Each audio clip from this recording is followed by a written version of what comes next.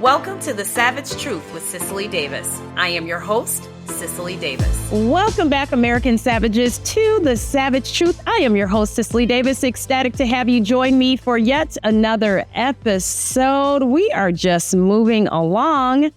If you're new to the channel, I welcome you. Thank you truly so much for joining me and making the decision to kind of tune in and hear my take on today's haps. For those of you who are the loyalists, you keep on tuning in, you keep making that decision, you stop on by to lend me your support. I just want you to know that I see you, I see the comments, I hear you, and I appreciate you. Now, if you're new or returning, I have an ask, and it's always the same, and it is this: to please like, share, subscribe, and leave a positive review on Apple Podcasts, Spotify, and YouTube. And let's get into it because, as you know, there's always something going on. And we're going to start off with AOC. Oh, bless her heart. AOC is actually considering a run for president of 2028. Now, this is obvious. Obviously, she hasn't made an official announcement, but with all of her activities and everything she's doing, it's just very obvious. I mean, we're getting to this point where we're just getting really good at predicting what they're going to do. This isn't satire, folks. The woman who once thought that unemployment rate was low because everyone has two jobs is eyeing the Oval Office like it's TikTok influencer giveaway. Now, AOC, the self-declared Democratic socialist who helped chase Amazon's 25,000 jobs out of New York City like it was a Starbucks plastic straw, believes she's ready to lead the free world. Yes, and honestly, I say, let her run. Bring it. Watching her campaign would be the greatest gift to the Republican Party since CNN started hosting town halls, or since Kamala Harris. It would be like a live action version of Clueless, but with less charm and way more economic illiteracy. AOC's presidential campaign would be a masterclass in self-owning political theater. I mean, just imagine the debates. AOC, how would you fund your Green New Deal? Cue a word salad with a billionaire's vibes and climate justice unicorns. I mean, the woman has made a career out of confusing volume with value and tweets with truth. Her run would not only unite the conservative base faster than a Biden gaffe, it would push independents sprinting towards the red column like it's Black Friday as Bass Pro Shops. I mean, in short, AOC 2028 isn't a threat. It's not a threat at all. It's a joke. It's a golden opportunity for conservatives to showcase the difference between bumper sticker socialism and real world leadership. So I say, let her run. Bring it. We'll bring the popcorn, the voting booths, and we're just going to sit back and enjoy the show and have a really, really good time. And let's not forget the irony here. The same woman who regularly rails against the Constitution, capitalism, and common sense now wants to swear an oath to protect and defend them. That's like putting a vegan in charge of a Texas barbecue. It's comedy, it's tragedy, it's peak progressive delusion. But it's also the clearest contrast we could ever ask for. In a world where leftist logic is upside down, inside out, and right side up, an AOC candidacy might just be the sharp dose of reality this country needs to snap out of its political hangover. So yes, AOC, please run. I am begging you. Run. Run loud, and we'll be right behind you with a red wave. Let's move on to somebody that I actually like, who is Elon Musk. So Elon Musk was recently on Lara Trump's podcast, where he discusses a great deal about his lead as the leader of Doge and his background and genesis and the continuous attacks from the left. He calls it for what it is. He calls a thing, okay? He calls it for what it truly is, a relentless propaganda campaign, which he's right about. So let's watch this clip. You know, you grew up in South Africa. You lived during a period of apartheid. I'm sure you've seen a lot of horrific things. So to be called a Nazi by people, to be made out to be this monster, that must be really hard for you. Well, I mean, look, it's a relentless propaganda campaign, which obviously President Trump has experienced for a very long time, 20 years, maybe longer. And politics is a blood sport.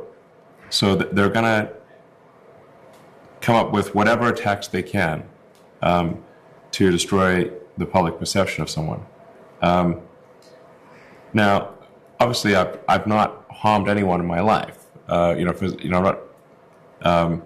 So it's an outrageous thing to claim that I'm a Nazi, because the issue with Nazis was not their mannerisms or their choice of dress, but the fact that they killed millions of people. That's the issue. They've also called President Trump a Nazi, and I think there was one publication that said he's worse than that President Trump is worse than Hitler, Stalin, and maybe Mao combined. And I'm like, but he also is not a violent person, and in fact has done a lot to prevent wars and stop wars. Now, Elon Musk is now number one. He is taking the reins as the left's favorite punching bag, kind of pushing Donald Trump down to number two, and for good reason. He's brilliant. He's unapologetic, wildly successful, and worst of all, he doesn't bend the knee to their sacred woke gospel. The man launched rockets into space before most bureaucrats figured out how to mute a Zoom call. And now he's taken over one of the most influential platforms in the world. X, of course, formerly known as Twitter. The outrage machine is in overdrive. And why? Because he had the audacity to restore free speech. In leftist hands, allowing opposing views to exist is basically a hate crime. But Elon? No. He treats their tantrums like spam emails. Ignored, deleted, and irrelevant. What really makes the left lose sleep at night is Musk's refusal to play the political puppet, okay? He never allowed those strings. He doesn't pretend to worship the climate gods while flying private jets to globalist summits. He actually builds things, okay? He actually innovates. He creates. He's always thinking. He builds things like Tesla, SpaceX, and Starlink that produce emissions, connect the world, and drive innovation without draining the American taxpayer. Oh, and did I mention he trolls them with memes and makes them look ridiculous using their own logic? And that's not that hard to do. It's like watching a high IQ wrecking ball demolish their fragile ideological Jenga tower, one tweet at a time. His mind isn't just wired for progress. It's engineered for freedom. I love it. And then there's Doge, the cryptocurrency Musk jokes about, but clearly uses to make a broader point.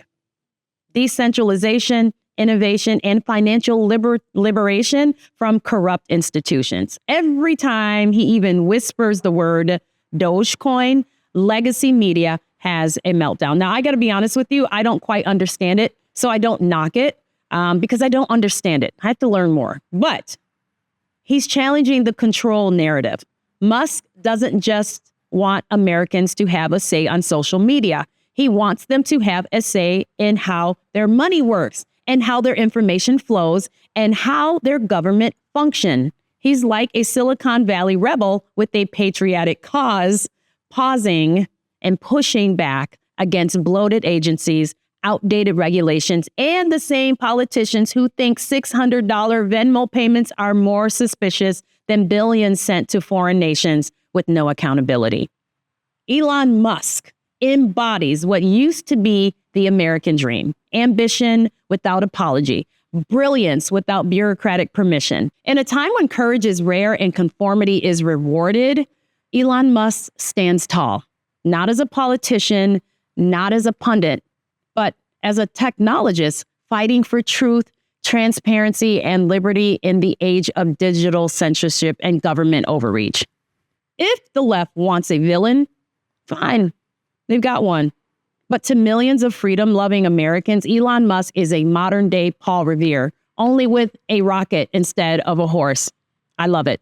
Shannon Sharpe, we need to talk about this because everyone has been talking about this whole Shannon Sharpe situation. And after all, we don't just cover politics, okay? We're all about culture and what's going on here in our culture. Shannon Sharpe, who was once celebrated as a Hall of Fame tight end and respected voice in the sports media world, now finds himself entangled in a deeply shameful and embarrassing scandal that threatens to undo decades of personal and professional accomplishments. Folks, you got to hear this. This is a shakedown. Facing rape and sexual assault accusations, tonight Shannon Sharpe is not backing down. I'm going to be open, transparent, and defend myself because this isn't right. Today, the former NFL star turned podcaster posting this video statement in response to a Nevada civil lawsuit filed by a woman who says her consensual relationship with Sharpe eventually led to multiple assaults. The lawsuit also accuses Sharpe of secretly recording their sexual encounters without her consent. The plaintiff, listed as Jane Doe, is represented by attorney Tony Busby, who has represented accusers in several high-profile sexual assault cases, and who Sharpe called out by name. Tony Busby targets black men, and I believe he's going to release a 30-second clip of a sex tape that tries to make me look guilty and play into every stereotype you could possibly imagine. That video should actually be 10 minutes or so. Hey, Tony, instead of releasing your edit, put the whole video out. I don't have it, or I would myself. Also new today, Jane Doe's attorney releasing an audio clip alleging it shows Sharpe threatening the plaintiff. I'm not going to hang up on you. Here's what it is. The plaintiff says, "Don't manipulate me." Then Sharpe allegedly responds, "Oh, Lord have mercy. If you say that one more time, I'm going to choke the out of you when I see you."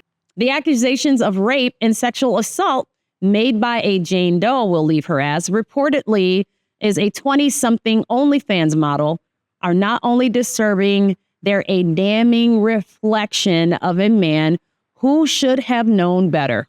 Period. Let's just say it as it is. He should have known better. Okay? You're not some 20, 30-something, or even 40. Okay?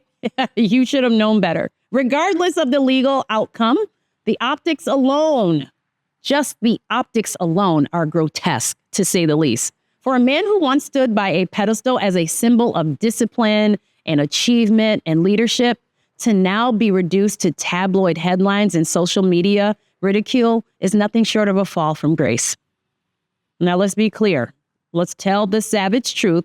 It isn't just about poor judgment. That's not what we're talking about here. This is about the absolute erosion of dignity and personal responsibility. The fact that he has to even put out a tweet and videos to answer to this nonsense and all the accusations and the secrets are coming out, and he has to answer to all this embarrassing acts, apparently some alleged recording of contact between the two without her knowledge and having phone calls recorded and played back. What a shame.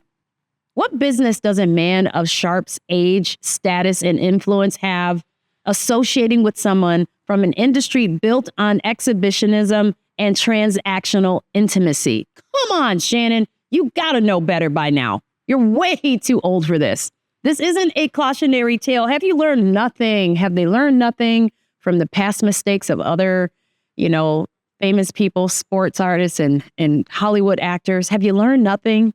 It's a glaring example of what happens when fame breeds entitlement and moral guardrails disappear.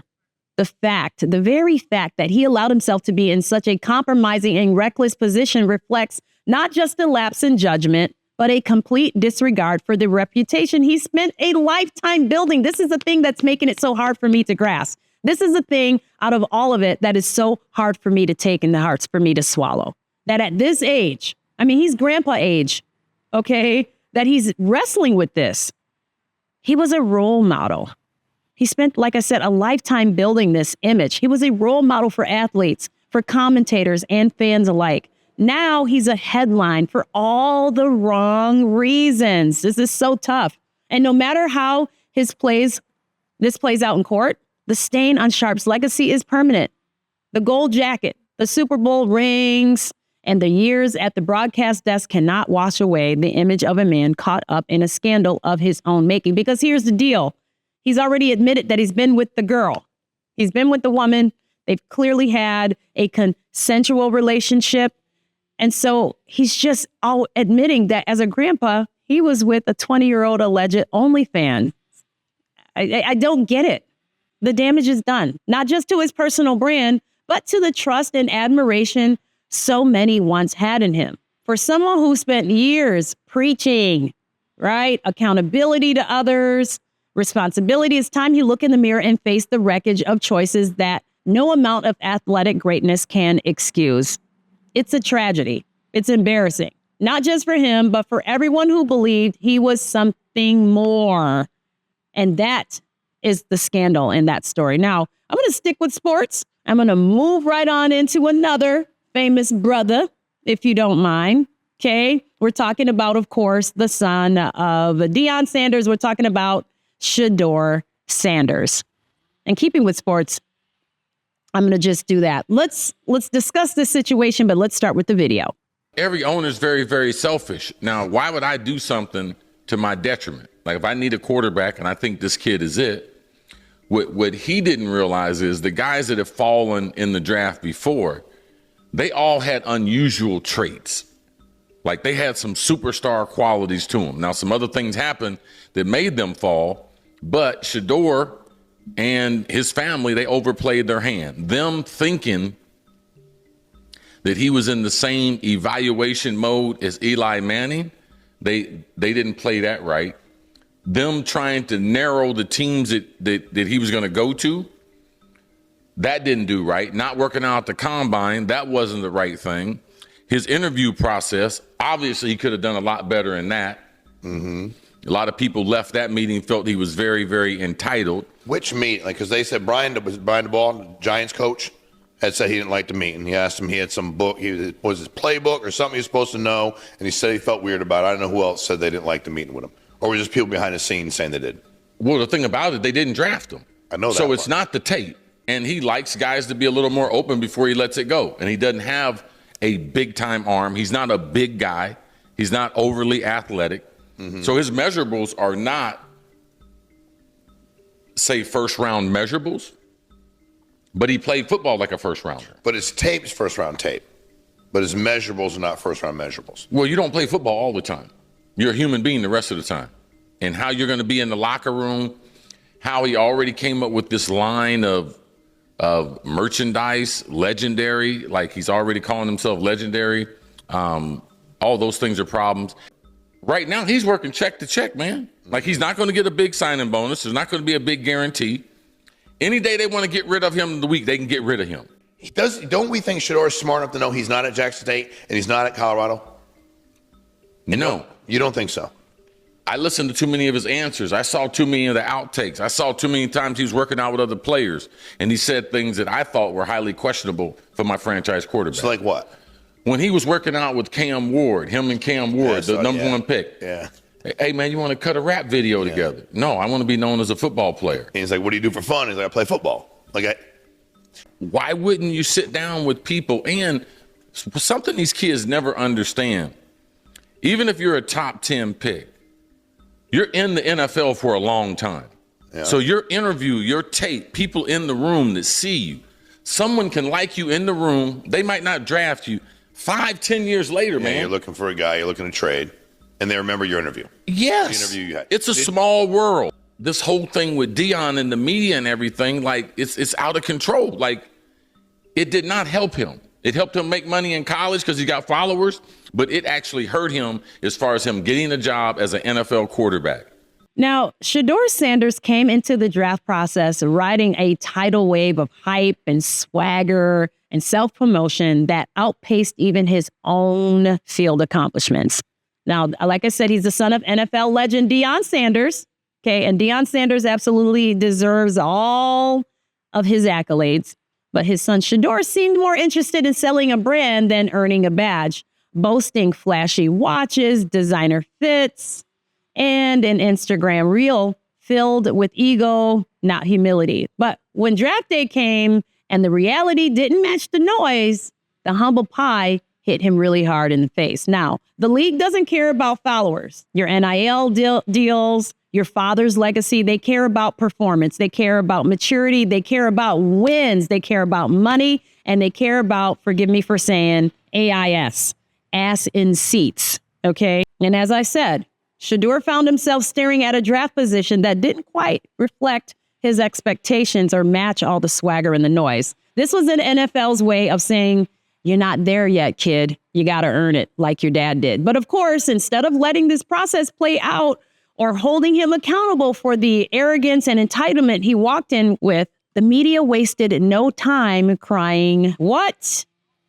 Racism. Watch it. There's a lot of people out there who are saying that, he needed to be humbled. Shedeur Sanders didn't need to be humbled. He's already humble. His confidence should not shake you or make you uncomfortable. They hate to see confidence. When you black and you confident, you know where you come from, you know who you are, you know what you can do, and you don't need nobody to pat you on the back to give you the confidence. They hate it. 32 teams passed on them. Not once, not twice, not 3 times, but 4 different times they passed on them. How the hell does that happen? It's the way Shedeur dresses. It's the way he talks and his culture. He's wearing all black. He got the ill chain on and he talks like a rapper. Are there racial undertones here? Racist undertones? It just stinks. It smells of racist undertones, of too many white people in charge in this league. Okay, so that's ridiculous because when a young, cocky quarterback with inconsistent tape doesn't go in the first round, it must be systemic oppression, right? Never mind the fact that several other black quarterbacks have been first round picks based on merit and leadership. Never mind the fact that the first, the second, the third, the sixth, the seventh, the ninth, the 10th, 11th, 14th. Come on. I think there were about 32 picks and 25 or 6 of them were actually black. So where's the racism? This wasn't racism. This is realism. Okay. The NFL is a performance league, not a popularity contest.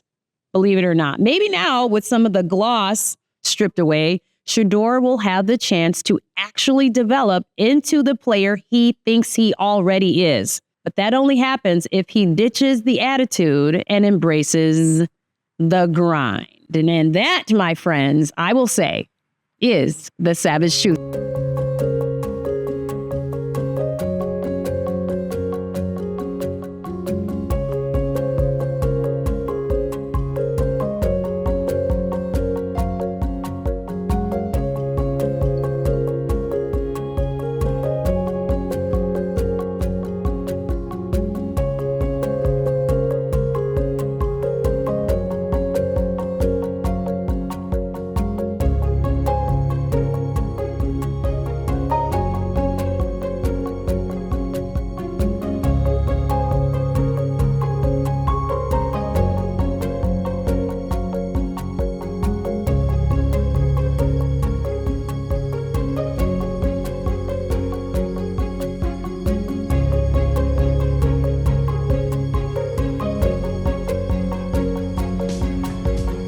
So please like, share, subscribe, and leave a positive review on Apple Podcasts, Spotify, and YouTube. And remember to be bold, be strong, be faithful, be true. Till next time, I'm Cicely.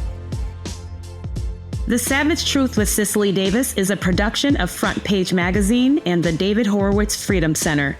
Reproduction of this podcast without express written consent is prohibited.